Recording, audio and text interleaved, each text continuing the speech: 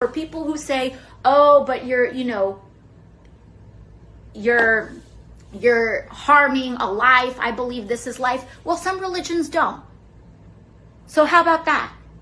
Our Jewish brothers and sisters, they are able to have an abortion according to their faith. You know, there are so many faiths that do not have the same definition of life as fundamentalist Christians. And so what about their rights? What about their right to exercise their faith? It's ridiculous. And it is theocratic. It's authoritarian. It is wrong. Well, that was one of the stupidest things I've ever heard, but I guess we shouldn't be surprised when it's coming from AOC, who's been called the future of the Democrat Party. According to AOC, I guess, an absence of consensus means an absence of truth. She says, well, some religions don't believe it's a life. Okay, and some religions are wrong. Some religions in chattel slavery South believed that the black man was not a real life and not worthy of value. What about those people's religion and their right to exercise their religion, that the black man is not really a life, not really a person? Well, we would say, well, then some religions are wrong. AOC says that this is a religious question. And because there's an absence of religious consensus, therefore there must be an absence of truth. So each person should be allowed to exercise their own version of truth. But an absence of consensus does not mean an absence of truth. We can know that slavery was actually wrong, even though there was an absence of consensus regarding whether the black man was a person. But the question of whether the unborn child is a life, is a human being, is not a religious question. We've known the answer to that question for literally decades. And let me say that this is not because I say this is the case. This is because pro-abortion leaders, former abortionists, and former Planned Parenthood presidents have admitted that I'm right, that the unborn child is a human being, that it's clearly a life. Let's see, how about Faye Waddleton, the former president of Planned Parenthood, who in a 1997 interview with Miss Magazine said this. She said, I think we have deluded ourselves, meaning Planned Parenthood, into believing that people don't know that abortion is killing. So any pretense that abortion is not killing is a signal of our ambivalence, a signal that we cannot say, yes, it kills a fetus.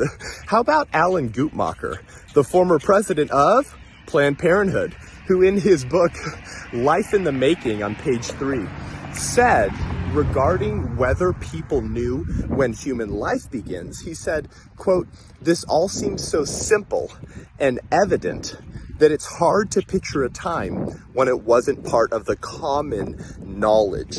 And lastly, the developing human, clinically oriented embryology, is one of the most widely used medical textbooks on embryology on nationwide university campuses today, written by Dr. Keith L. Moore, that says human life begins at the moment of conception. They say that the human development begins at fertilization, the process during which a male gamete or sperm unites with a female gamete or oocyte to form a single cell called a zygote. This highly specialized titipotent cell marks the beginning of each of us as a unique individual. So we all know that human life begins at conception. The question of when human life begins only becomes difficult when you want to start killing people.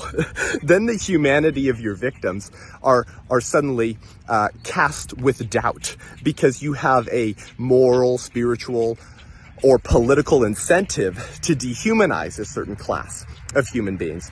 The problem with saying that some humans have a right to life and some don't is that you then open the door to allowing human rights abuse this side of the womb as well. In other words, if we don't ground our human rights, namely the right to life, in our shared human nature, the fact that we're all human beings, then those rights have to be grounded in something else. And if they're not grounded in our humanity, then what are they grounded in? Well, then they become grounded in cognitive abilities or functions or accidental properties that human beings don't have in common. So there's always some example of a born person who also doesn't meet the standard of functionality that the left demands the unborn child meet before they grant them personhood or a right to life. And Peter Singer, who has famously defended infanticide, the killing of infants and babies up to 1 year old, has admitted this as well. He once wrote in one of his books, he said, "This liberal search for a morally crucial dividing line between the newborn baby and the fetus has failed to yield any event or stage of development which can bear the weight of separating those with a right to life from those who lack such a right."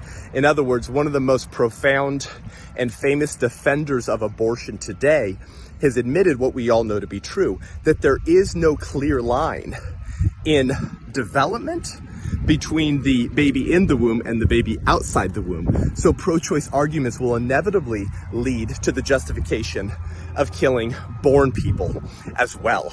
This is the world that AOC wants to create.